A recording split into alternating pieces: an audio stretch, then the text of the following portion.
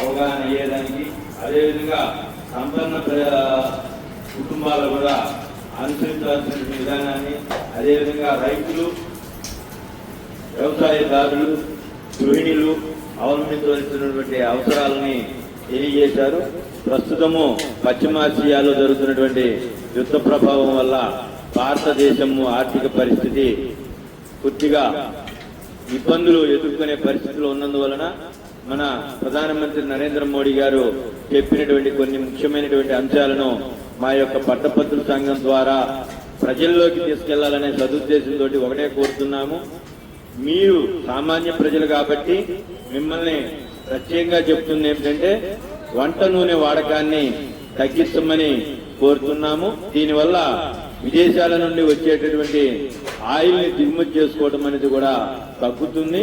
అదేవిధంగా మీరు ఈ యొక్క కార్యక్రమాలను, కొన్ని ఆడంబరాల కార్యక్రమాలను కూడా తగ్గించుకోవాలని కోరుకుంటున్నాను. అదేవిధంగా వ్యవసాయదారులకి ప్రత్యేకంగా చెప్పేది ఏంటంటే ఎరువుల్ని వాడకాన్ని తగ్గించుకోమని చెప్పి సేంద్రియ ఎరువుల్ని వాడమని కోరుతున్నాము. అదేవిధంగా సంపన్న వర్గాల వారిని ప్రభుత్వం ఏం కోరుతుందంటే బంగారు ఆభరణాలను కొనుగోలు చేయడము తగ్గించుకోవాల్సిందిగా కోరుతా ఉన్నారు. అదేవిధంగా సంపన్న వర్గాలు విదేశ పర్యటనలు లేదా వారి యొక్క ఆడంబర కార్యక్రమాలను కూడా తగ్గించుకోమని తెలియజేస్తున్నారు. దీని మూలంగా భారతదేశం ఆర్థిక మాంద్యం నుంచి విదేశీయ మారక ద్రవ్యం మనకి పెంపొందింపు చేయడానికి మన వంతుగా సహకారం చేసినట్టుగా ఉంటుందనే ఒక ప్రధాన ఉద్దేశంతో నరేంద్ర మోడీ గారు ఇచ్చినటువంటి పిలుపుని సామాన్య ప్రజలైనటువంటి మీ అందరూ కామన్ గా గృహిణులుగా ఉన్నటువంటి మీ అందరికీ కూడా తెలియజేస్తున్నాము.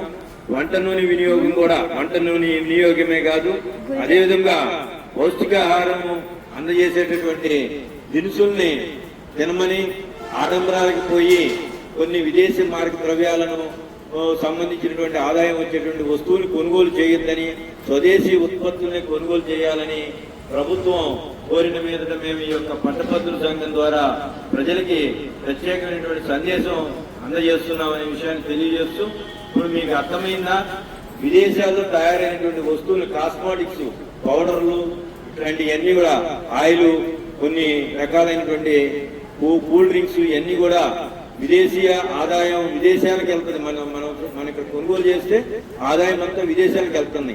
ఆ విదేశాలకు వెళ్లకుండా ఉండేదానికి మీరందరూ కూడా భారతదేశ వస్తువుల్ని కొనాలని చెప్పి మోడీ గారు సందేశం ఇచ్చారు. అంటే మనం డాలర్లో భారతదేశం నుంచి మన ఆదాయాన్ని విదేశాలకు పంపించడానికి తగ్గిస్తే మన యొక్క ఆర్థిక వ్యవస్థ అనేది పెంపొందించుతుంది అనే విషయాన్ని తెలియజేస్తా ఉన్నారు. అదేవిధంగా మీరందరూ గృహిణులు బంగారపు వస్తువులు కొనడం కూడా, బంగారం కొనుగోలు చేయడం కూడా తగ్గించమని అడిగారు. విదేశీ ప్రయాణాలు, అదేవిధంగా రైతులు వ్యవసాయ ఉత్పత్తులకి సేంద్రియ ఎరువులను వినియోగించి వాడవలసిందిగా కోరుతున్నారు. అదేవిధంగా మీరు కానీ మీ బిడ్డలు కానీ ఎవరైనా కానీ వాహనాలను వాడటం కూడా తగ్గించి ఆ యొక్క ఇంధనాన్ని వినియోగం తగ్గిస్తే మనం ప్రస్తుతం ఎదుర్కొన్నటువంటి పశ్చిమాసియా యుద్ధంలో హార్మోజ్ సంధి ద్వారా జరుగుతున్నటువంటి ఆయిల్ దిగుమతుల్ని మనం తగ్గించుకున్న వారు అవుతాము. అదేవిధంగా ప్రధానంగా ఇంకొకటి ఏంటంటే మీరు విదేశీ వస్తువుల్ని వినియోగించొద్దని, అవసరం లేని వస్తువుల్ని కొనుగోలు చేయడం కూడా తగ్గించుకోమని నరేంద్ర మోడీ గారి యొక్క పిలుపు మేరకు మేము ఈ యొక్క ఉన్నత విద్యావంతులైనటువంటి పట్టభద్రుల సంఘం ద్వారా ప్రజలకి ఈ యొక్క ప్రధానమైనటువంటి సందేశాన్ని ఇస్తున్నాము. కాబట్టి అందరూ కూడా మీరు 10 మందికి తెలియజేయమని చెప్పి చెబుతున్నాము. అదేవిధంగా ఇటీవల నిన్న సింగపూర్ ప్రధానమంత్రి కూడా, ఎంతో ఆర్థికవంతమైనటువంటి దేశం అనుకున్న సింగపూర్ ప్రధానమంత్రి కూడా తెలియజేశారు. ఇది మన భారతదేశంలో ఇటువంటి నిర్ణయం తీసుకోవడం అనేది 1967లో ఇందిరాగాంధీ కూడా బంగారం కొనొద్దని, ఆయిల్ ని వినియోగించొద్దని చెప్పింది. ఇదే కొత్త కాదు. మనము మన కుటుంబాన్ని ఎలా అయితే ఆర్థిక సంక్షోభంలోకి వెళ్లకుండా మనం కాపాడుకోవడానికి ఎలా అయితే ఆర్థిక వనరులను జాగ్రత్త చేసుకుంటామో, అదేవిధంగా మీరు కూడా ఆడంబరాలకు పోకుండా ప్రస్తుతం భారతదేశ అభివృద్ధికి కాంక్షించాలని మీ అందరం కోరుకుంటూ, మాకు అవకాశం ఇచ్చినటువంటి మీ అందరికీ కూడా ధన్యవాదాలు తెలియజేస్తా ఉన్నాం.